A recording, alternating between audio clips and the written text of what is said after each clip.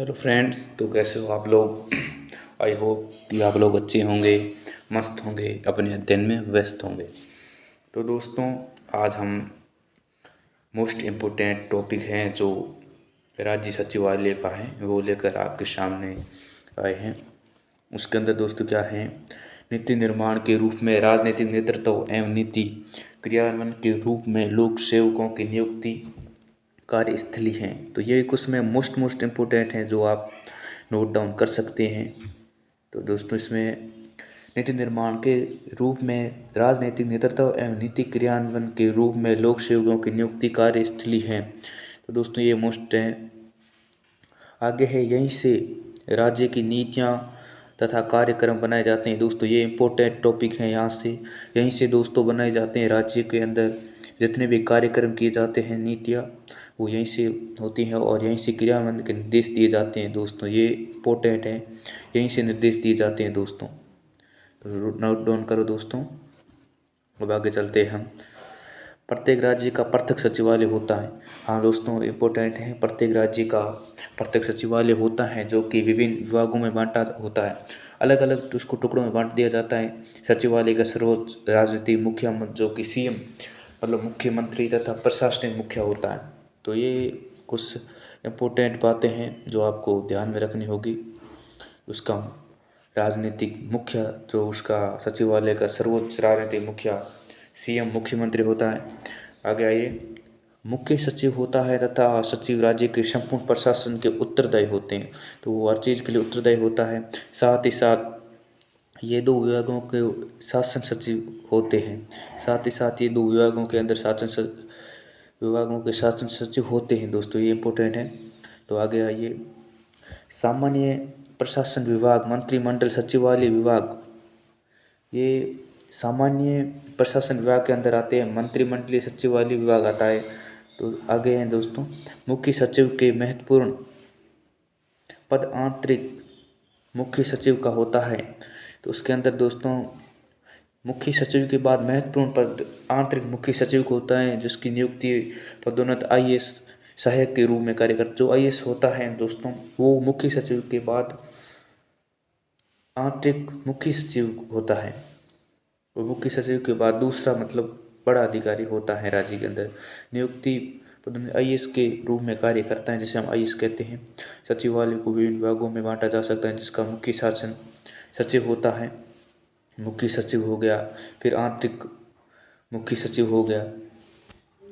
तो दोस्तों, अब ये नोट डाउन है, करने की बात है।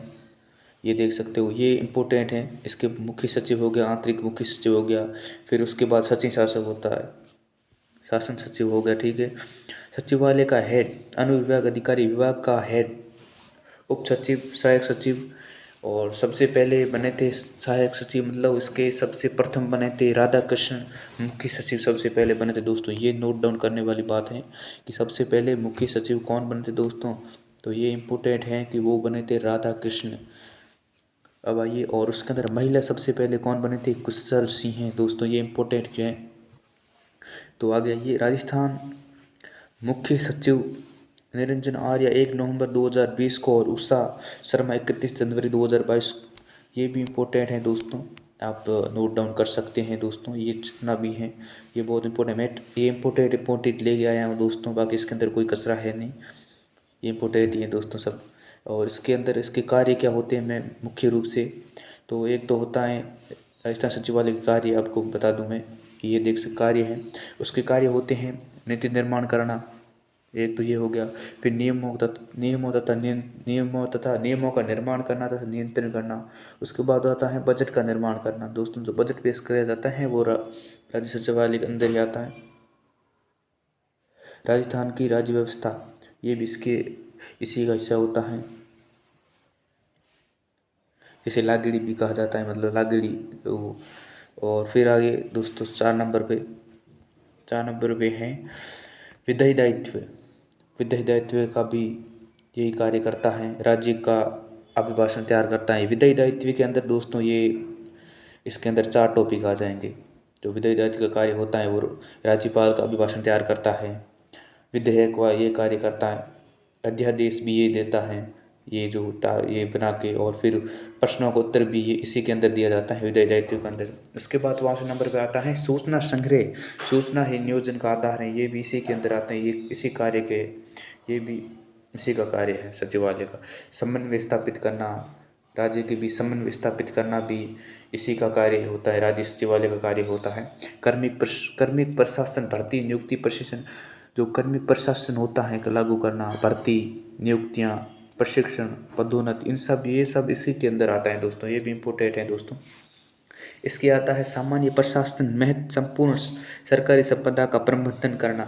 दोस्तों सामान्य प्रशासन, संपूर्ण सरकारी संपदा का प्रबंधन करना, ये भी दोस्तों इम्पोर्टेंट टॉपिक है कि इसके अंदर ही आता है सारा कुछ। तो होता है कि सरकारी संपदा है उसका प्रबंधन करना, जैसे कि वनों की या सरकारी भवनों, हर किसी की देखभाल वगैरह इसी के अंदर आता है। और केंद्र राज्य सरकारों के संबंधित दायित्व, जो केंद्र से संबंधित राज्य सरकारों के जो दायित्व होते हैं उसको निभाना, ये इसी के अंदर आता है। और पत्र व्यवहार, ये भी मोस्ट है कि ये भी इसी के अंदर आता है दोस्तों।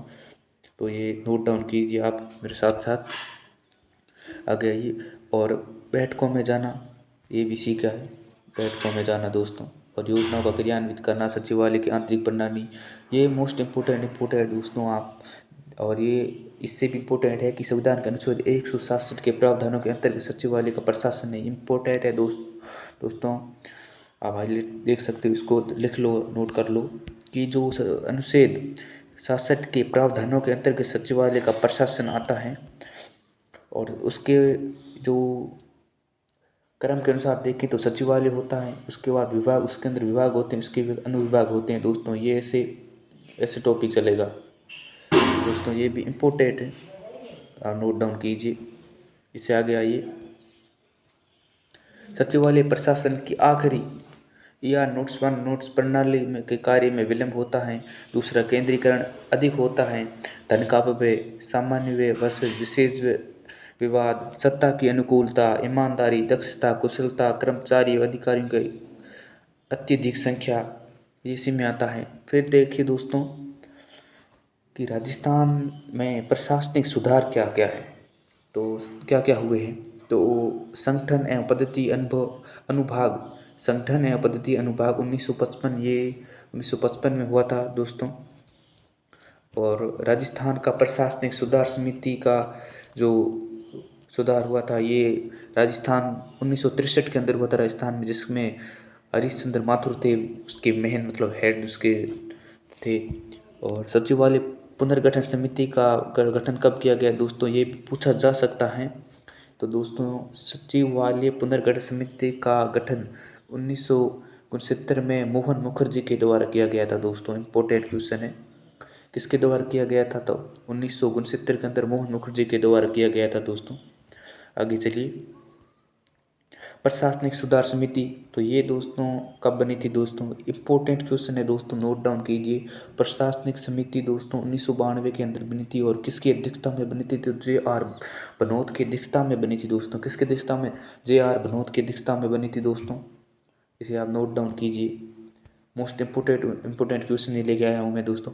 और अब लास्ट है 5वां, जो कि राजस्थान प्रशासनिक सुधार आयोग कब बना, तो ये भी इम्पोर्टेंट क्वेश्चन है दोस्तों। राजस्थान प्रशासनिक सुधार आयोग, तो ये 1999 के अंदर बना था दोस्तों। कब बना था, 1999 में बना था दोस्तों, ये इम्पोर्टेंट है, 1999 के अंदर बना था दोस्तों, 1999। जिसके अध्यक्ष कौन थे, महत्वपूर्ण सवाल है दोस्तों कि इसके अध्यक्ष थे शिवचरण माथुर दोस्तों। तो आशा करते हैं आपको हमारी क्लास अच्छी लगी होगी, और ये मैं सारे मोस्ट इम्पोर्टेंट क्वेश्चन ही लेके आया था दोस्तों, देख सकते हो आप। और क्लास थोड़ी सी भी दोस्तों अगर अच्छी लगी हो तो प्लीज़ हमें कमेंट करके ज़रूर बताएं, ताकि हम आगे और भी वीडियो बनाएं। Thank you guys. अगर आप चैनल पे नए हो तो प्लीज़ हमारे चैनल को सब्सक्राइब कीजिए। धन्यवाद।